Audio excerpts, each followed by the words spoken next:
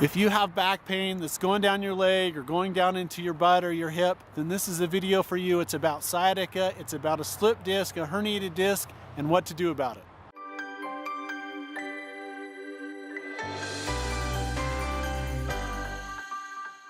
Hey everyone, Dr. Jason West. We're going to talk about sciatica or lumbar intervertebral disc syndrome. I can't even say it myself. You know, doctors had to make themselves sound smart, so we invent these big word combinations all the time. And IVD or sciatic is basically a problem that affects the peripheral nerve that comes out of your back, goes down your leg. Depending on how bad it is or how much the nerve is encroached, it can go into your butt, it can go down the back of your thigh to your knee, into your calf, and sometimes into your toes. Now, what it really means is we have a blown shock absorber. So you have a bone here, you have a bone here, you have a shock absorber in between. And what happens is those bones bump on each other. There's supposed to be an absorption process that goes along. It's this disc. The disc is like a jelly-filled donut. So what happens is you have this kind of hard outer cell called the annulus fibrosus. You have a really nice, soft, spongy center called the nucleus pulposus. And what happens is if we break down the outer part of that donut and we get something leaking out, we can have a slip disc, a blown disc, a herniated disc. There's about, I think, over 30 ways to describe a blown shock absorber. Now, there's a whole bunch of different ways to treat it. Here's some of the best that I have found in clinical practice and what we've been doing at our office for over 100 years. So the traditional medical treatment for a blown disc is usually some type of muscle relaxer and an anti-inflammatory. If that doesn't provide the patient relief, what happens is sometimes they'll move to a steroid injection, and then they can move into different types of surgical interventions like a microdiscectomy, or sometimes they'll do a fusion or a laminectomy. And I'm not a surgeon, so I'm not trying to pretend that I'm something that I'm not.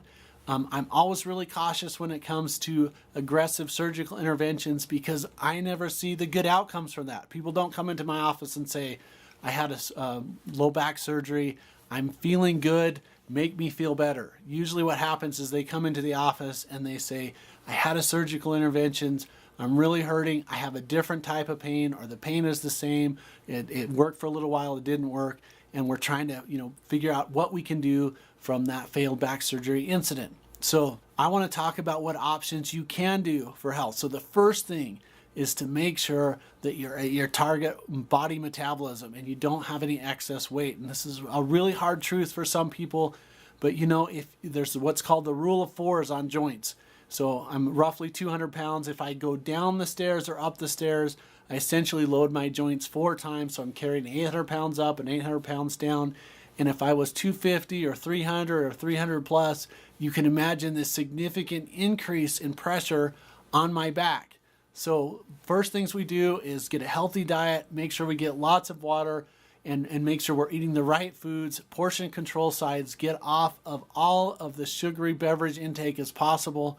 It will really, really help your back, not only to reduce your metabolism, but also it's really, really important that sugar feeds nerve irritation. It feeds inflammation. So let's pretend that you're at your target metabolism or you've done a good job reducing the pressure on those joints. What are the next options? So I've seen wonderful results with chiropractic adjustment therapy for low back pain and low back discs. And I found that the adjustments seem to work a little bit less effective if there's pain just in the leg. So with a herniated disc or intervertebral disc syndrome, there's really about 3 presentations. You can have pain in your back, you can have pain in your leg, or you can have pain in the back and the leg. And it all goes to the severity of the blown disc or the herniated disc of which your presentation is. So the chiropractic adjustments, then we do some electrical stimulation, some ultrasound to help with the muscles and tissues and massage the nerves. I think massage therapy has a place in this. I really like physical therapy to change people's rehab patterns. So when it's bad ergonomics, when we're lifting like a crane, where we're bending over, pick up, we're not using our legs, we have bad ergonomics. And physical therapy can teach you the different movement patterns, and they can do back extension and McKenzie exercises.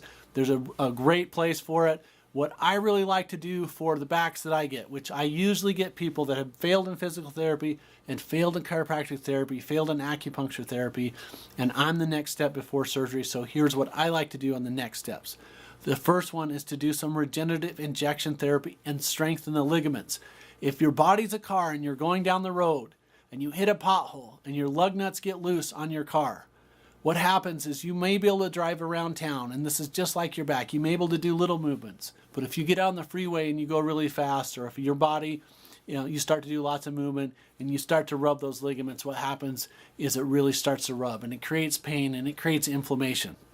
Now, in the medical treatments with the narcotic therapy, the pain relief therapy, it's kind of like turning up the music really loud so that you don't hear what's happening, and we can numb the nerves and numb the senses, but it makes you dopey, it makes you loopy, and we don't want you having addicted to any of that narcotic opiate pathway. So let's pretend to not go in that direction, and let's talk about what else we can do for pain and to stabilize the ligaments. You can do some prolotherapy or perineural injection therapy or prolozone therapy around the ligaments. And what that means is you're injecting the vitamin solutions into the lumbosacral ligament, and it's tightening the ligaments just like it would be tightening the lug nuts in your car. And what it does, once you tighten those, then you can do freeway speeds and you're not going to have any problem. And I see this happen frequently in people that get relief from adjustments, and then what happens is it goes right back out, and they're like, man, I just have to keep going to seeing my chiropractor. And one of my doctorates is a chiropractor. I really like that approach to interventions, but the next thing that we can do is we can shrink wrap those ligaments, we can tighten them up so that they hold the adjustments, and it takes the pressure off of the shock absorber. The next step that we do is called an intervertebral lumbar body cast. Now that's a big mouthful, but really what that is we can gap the bones off of the shock absorber. We can create an intradiscal pressure phenomenon where it suck the disc back inside, and then what happens is that annulus fibrosis, or that hard component of the jelly-filled donut, will heal up with scar tissue. We've done this thousands of times, saved hundreds of people, thousands of people from surgery. You run a cast from the rib cage to the pelvis, you pull the bones apart, it heal up with scar tissue, and now you resolve the problem. It's kind of the same thing that what people talk about when we do lumbar traction. You lay down on a table, and they put a little pulley around your rib cage and your pelvis, and they pull it apart, and people are like, man, I feel great on the table. And then what happens is they stand up, and the herniation happens again. The disc, the intervertebral body cast that we do, we put the cast on. What it does is it keeps your body in a state of constant traction. It'll pull the disc back in. And the neat thing about this is it doesn't cause any muscle atrophy, because it's a little bit different than an arm cast. So if you break your arm and they put a cast here and they put a cast here, you want to isolate the joint above the fracture and below the fracture so the bone doesn't move at all. But it does cause the muscles to weakness. When we're doing the intervertebral cast, we don't get any weakness because we're pulling the vertebrae apart, and you're getting constant motion in this plane right here. It's not going side to side, so it doesn't cause any muscle atrophy. We've put medical doctors' wives in this cast, saved them from surgery. We do this all the time when people can't have a surgery, and you'll see lots of testimonials on our channel about how the cast help people with health.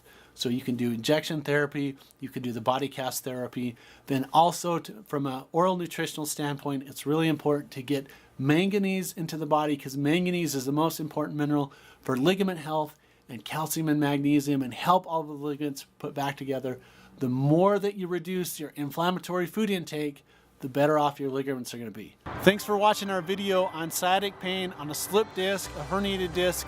There's a free report on the lumbar intervertebral disc cast and prolozone therapy in the comment section. And if you perceive value, please like us and hit the little bell. You'll get a free report every time we release a video.